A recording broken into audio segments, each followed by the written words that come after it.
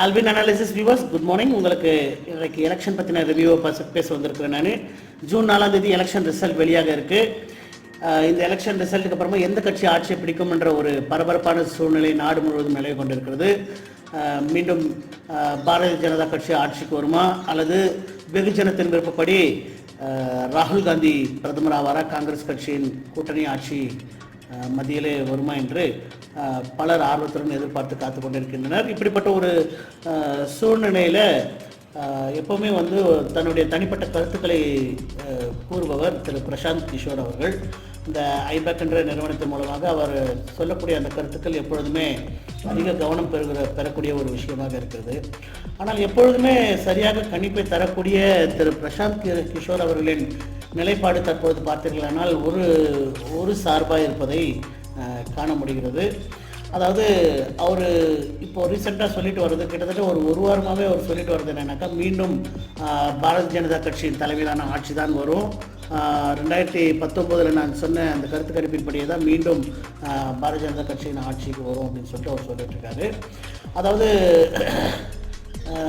இந்த தேர்தலுடைய அடிப்படையில் பார்த்தாக்கா பாரதிய ஜனதாக்கு எதிராக நிறைய சூழ்நிலை இல்லை, ஒரு கூட்டமைப்பு இல்லை, எல்லாரும் ஒரு ஒருங்கிணைப்போடு இல்லைன்னு சொல்லிட்டு பிரசாந்த் கிஷோர் தன்னுடைய கருத்தை சொல்லியிருக்கிறாரு. அது மட்டும் இல்லாமல் நாடு தழுவிய அளவில் மத்திய அரசுக்கு எதிர்ப்பு இல்லை என்றும் சொல்லியிருக்கிறார். எதிர்ப்பு இல்லையா? மத்திய அரசு ஆளக்கூடிய அந்த கட்சி ஆட்சி செய்யக்கூடிய மாநிலங்களிலேயே அதற்கு எந்த விதமான எதிர்ப்பு இருந்தது என்பதை நாம் கண்கூடாக பார்த்திருக்கிறோம்.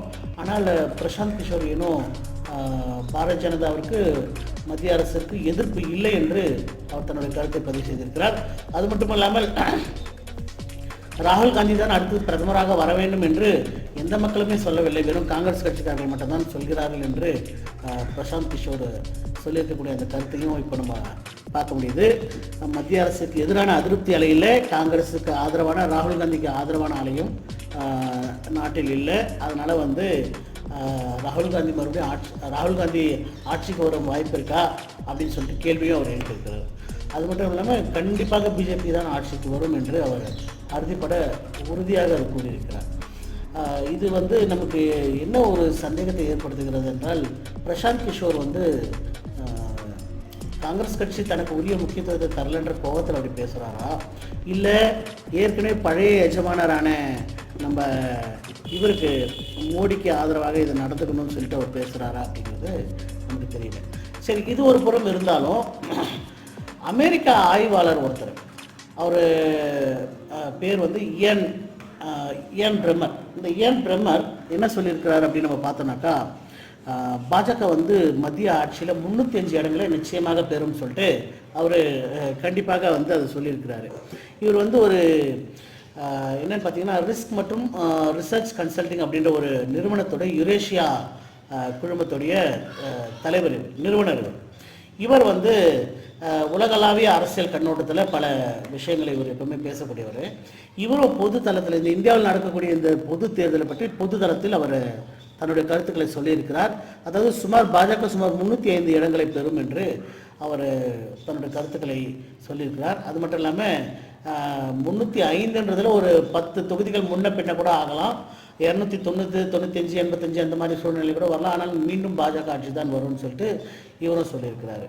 இந்த மாதிரியான சூழல்களில் பிரசாந்த் கிஷோர் மட்டும் இல்லாமல் இப்படி இவர் ஏன் பிரதமர் இவர் கூட சொல்கிறதெல்லாமே பார்த்தீங்கன்னாக்கா, மீண்டும் பாஜக ஆட்சிக்கு வரும்ன்றது இவங்களோட கருத்துக்களாக இவர்கள் பதிவு செய்திருக்கிறார்கள்.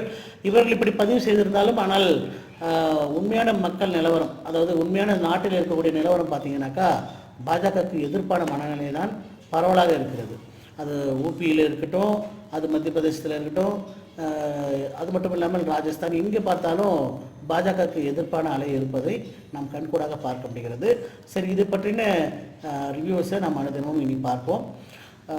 மேலும் பல தகவல்களை பார்ப்பதற்கு நீங்கள் ஆல்வின் அனாலிசிஸ் யூடியூப் சேனலை சப்ஸ்கிரைப் செய்யுங்க. எங்களுடைய பதிவுகளுக்கு லைக் பண்ணுங்கள், கமெண்ட் பண்ணுங்கள், ஷேர் பண்ணுங்கள். நன்றி, வணக்கம்.